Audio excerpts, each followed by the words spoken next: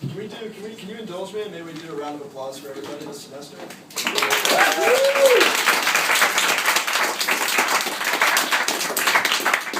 have a round of applause just for Brian's work this semester?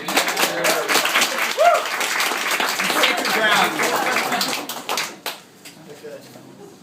What draws the regulars back? It's Sunday. He's on the back porch of his apartment, here in his favorite city in the world. The bright sun is blinding. When waking from a coma, or after surviving extraordinary trauma, characters and stories are sometimes described as finding themselves in some new circumstance, as in, suddenly he found himself in his favorite city in the world. He came to the city from a place he wanted to leave very much. Knowing this, he thinks this moniker, favorite city, is a bit of an exaggeration, because it's only that the previous city was so bad that this one now seems his favorite. And this coast he now lives on. He came here because it was farthest from the coast he was born on. This phrase, to find oneself, can also be invoked by real people when describing the limitations of memory, as in, I don't know how I arrived, I just found myself here. He's in his early 30s. He's been exercising. He's also been tanning out here on the back porch of his apartment in this dream city. On weekends, he lays out all day and smokes and drinks coffee and works on his book. He announces the words aloud, I am working on a book. He feels only slight discomfort now. In another few minutes, saying these exact same words might incite feelings of ecstasy in him, or they might make him feel shame. He struggled with this for many years, feeling shame. Parents and teachers often remind children, follow your heart, as if it's always pointing in the best direction. Children on the playground pantsed him when he was very young, exposing his bare white ass to the bitter winter breeze that he no longer feels in this dream city. He was not cool, he was sure of that. Others were, he observed. In an effort to encourage learning, parents and teachers often remind children that knowledge is power. And after years of observation, he suspected looking cool was an act, something people did in order to earn other people's respect. He was not and never would be cool, he felt. He was the opposite, so this is how he would act, uncool. When engaged in social interaction, it's best to appear self-contained and at peace with yourself, so that if a person speaks or looks at you, you will appear busy with something else, and not waiting for direction and or validation from others, but rather you provide those things for yourself, or at least gain it from somewhere outside the person you're speaking to. The more separated he felt from others, the more obstinate his efforts to be uncool became, until one day he found himself without friends. Wallowing in loneliness, he furthermore found that the only reason he was acting uncool in the first place was so people would think, actually, that he was quite cool. He thinks now that when parents and teachers remind children, follow your heart, they should amend this reminder with yet another, that sociopaths, too, follow their hearts.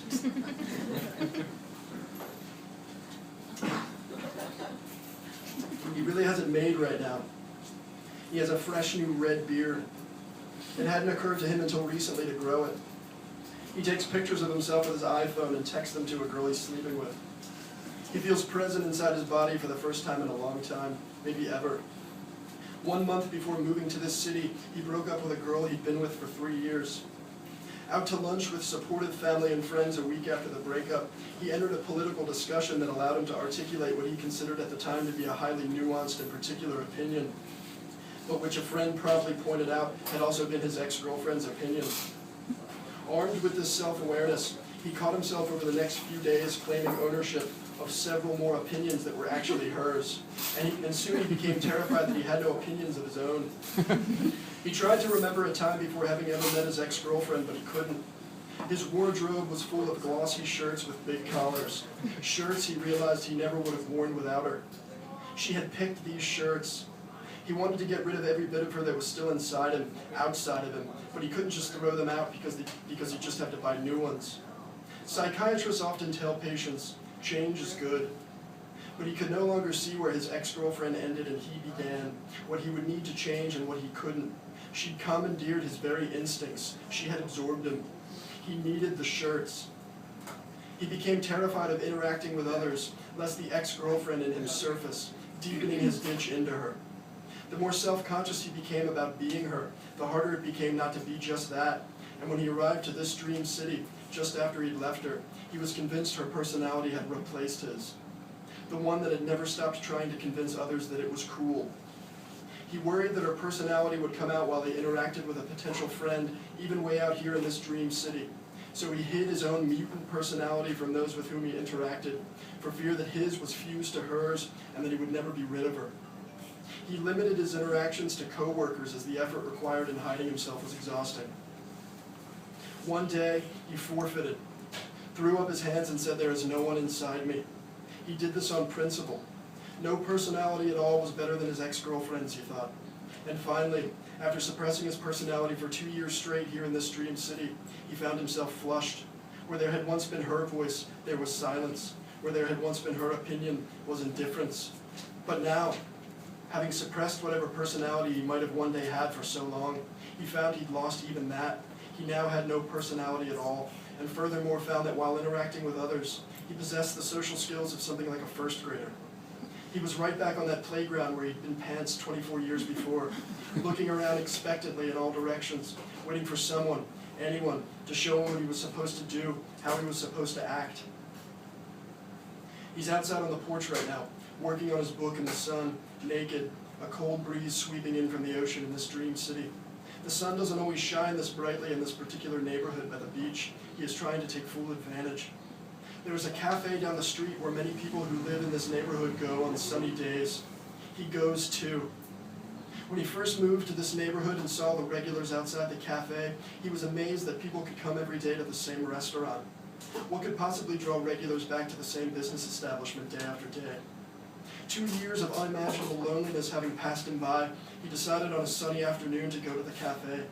Not for the purposes of interacting with anybody, he knew instantly they'd see he had no personality, but just to see the regulars, to figure out why they kept coming back. But when he arrived to the cafe, it was too busy to avoid social interaction, so he went to the shitty pizza place across the street where nobody went, and continued going there for several weeks to observe the regulars, to try to understand. From this safe distance, he watched the regulars gathered outside the cafe, beautiful girls in beaten beach sweaters, pulling smokes from open packs extended to them from men in dark shades, the men's faces distorted with laughter, unencumbered by whatever the thing was that, for the first 2 weeks of watching, made him think, these people will see I have no personality of my own, and nobody respects a person without a personality. I thought that later, as he continued studying the regulars from across the street, transformed into, these people are friends with one another. I'm not the type to just sit down and interrupt and inject myself into their relationships. They look like beach people. I'm not from the beach in this city. I'll never fit in. On his back porch, his bronze back is burning and his body is strong and lean and the muscles in his back appear engaged, prompted, although his posture remains relaxed as he lies prostrate on his elbows, writing, feet outstretched at the very end of him like lazy fins. He's typing away on his laptop here on his sunny back porch in this dream city. He can stay here all day and write. There is also the option to write at the cafe, to just go to the cafe. 2 weeks ago, he went inside for the first time. He's gone almost every day since. He is becoming, he thinks, a regular. On the day he finally went inside, he had an idea, which was that if anyone tried to interact with him, he'd try something he'd never tried before, not from the playground days all the way up until now, which was to listen to what the regular had to say. It was a scary prospect. What if he listened but didn't know how to respond? It was his response he was afraid of, afraid he'd choke and resort to trying to make the regular think he was cool, which the regular would in turn resent, and just the opposite would occur. He felt trapped in this cycle. He'd never stepped outside the pool of its cyclone. But on that day he first went into the cafe, he felt he couldn't stand another minute without some kind of genuine social interaction, and he decided he had nothing to lose by trying this whole listening business. So he took a deep breath at the threshold of the cafe as regulars rushed past him, holding IPAs and coffees on their way in and out, smiling, nodding, saying sup, and howdy, and hello there, and how are ya? And he nodded, and breathed, and made his way to the front counter to order, and was handing over a $5 bill to the beautiful waitress before he'd even made his order. "What can I get you?" she asked. He said, "A coffee, please, medium."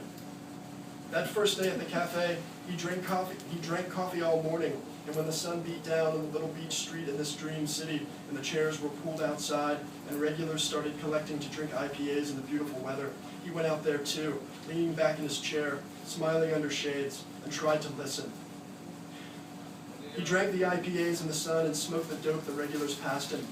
And the regulars chatted on, more drunkenly as the day passed, but never any less decisively, saying what they meant, meaning what they'd said, he thought. "Where are you from?" a curly-haired regular asked him. "I'm from here," he nodded. And yet, he thinks, if he stays here on his porch all morning writing, he'll probably get more done. Because it's very loud at the cafe, there's music. There's also a lot of beer, and it's hard not to drink and socialize. He'll want to socialize the whole time, he realizes. In fact, he'll go really strictly in order to socialize. Maybe he won't even bring his laptop. Maybe not even a book. He just wants to practice listening again like he did on that first day, like he's been doing every day these last few weeks at the cafe. Because he's found that when he truly listens, he can respond, and those responses, those are his. And every time he listens to the regulars at the cafe speak, so long as he's listening, he feels something growing inside him that makes him feel sorry for that bare-ass boy on the playground all those years ago, a separate person who only needed more time. He feels good. He can go to the cafe and survive. But he's got a lot of work to do, he thinks, and if he's serious about his book, he should just stay here on the porch and get it done, because there will be plenty of people at the cafe tomorrow, and on the next sunny day, and he can practice then. The wind is blowing soft currents across his back. He's listening.